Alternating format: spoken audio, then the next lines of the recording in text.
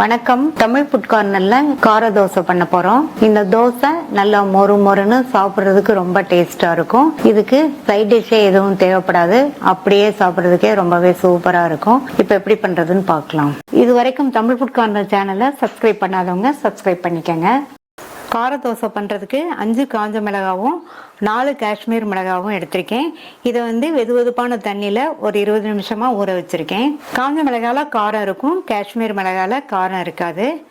உங்கள்கிட்ட ஒருவேளை காஷ்மீர் மிளகாய் இல்லைன்னா நீங்கள் அரைக்கும் போது 5 காஞ்ச மிளகாவை முழுசாக சேர்த்துக்கங்க.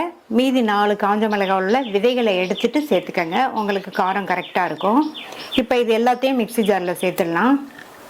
இது கூட 10-12 தோல் உரிச்ச சின்ன வெங்காயம், 2 பூண்டு, ஒரு சின்ன நெல்லிக்காய் அளவு புளி, மிளகாய் ஊற வச்ச தண்ணியிலேருந்து கொஞ்சமாக இதில் சேர்த்துட்டு இது கூட தேவையான அளவு உப்பையும் சேர்த்து அரைச்சிக்கலாம். நிறைய தண்ணி சேர்த்து அரைச்சிடாதீங்க. சட்னியை இந்த கன்சிஸ்டன்சிக்கு அரைச்சிக்கங்க. அப்போ தான் தோசை மேலே ஸ்ப்ரெட் பண்ணுறதுக்கு சரியாக இருக்கும். தோசை மாவு ரெடியாக இருக்குது. தோசையை ஊற்றிடலாம். தோசைக்கல் போட்டு நல்லா சூடானதுக்கு அப்புறமா இதில் கொஞ்சமாக எண்ணெய் விட்டு நல்லா இந்த மாதிரி ஸ்ப்ரெட் பண்ணி விட்டுட்டு தோசையை ஊற்றிடலாம்.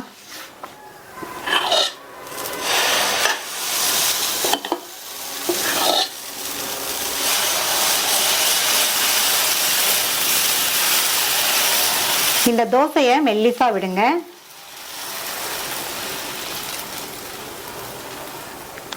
தோசையை விட்டதுக்கு அப்புறமா ஸ்டவ்வை மீடியம் ஃப்ளேமில் வச்சுருங்க. தோசை மேலே எண்ணெய் விட்டுக்கலாம். லைட்டாக ட்ரை ஆனதுக்கப்புறமா தோசை பரட்டியை வச்சு இந்த மாதிரி தடவி விட்டுட்டு அதுக்கப்புறமா இதில் கொஞ்சமாக பட்டர் சேர்க்கலாம். அடுத்து நம்ம அரைச்ச சட்னி கொஞ்சம் சேர்த்துருக்கேன். இதை ஸ்பூனை வச்சு நல்லா இந்த மாதிரி மிக்ஸ் பண்ணி விட்டுருங்க. இந்த மாதிரி பண்ணி பாருங்கள், டேஸ்ட் ரொம்ப சூப்பராக இருக்கும். நல்லா தோசை ஃபுல்லாக ஸ்ப்ரெட் பண்ணி விட்டுருங்க.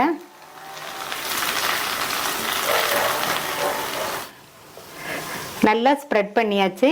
இந்த தோசையை நம்ம திருப்பி போட வேண்டாம். மெல்லிசா ஊற்றி இருக்கிறதுனால திருப்பி போடணுங்கிற அவசியம் கிடையாது.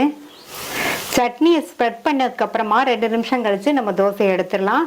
சட்னியோட பச்சை வாசனையும் போயிடும், தோசையும் நல்லா வெந்து ரெடி ஆயிரும்.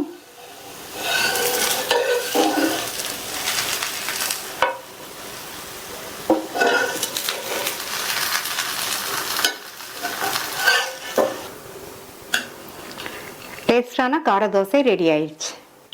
நல்ல மொறு மொறுன்னு ஈஸியாக பண்ணக்கூடிய டேஸ்டான கார தோசை ரெடி ஆயிடுச்சு. நீங்களும் ட்ரை பண்ணி பார்த்துட்டு உங்கள் கமெண்ட்ஸை சொல்லுங்கள். தேங்க்யூ.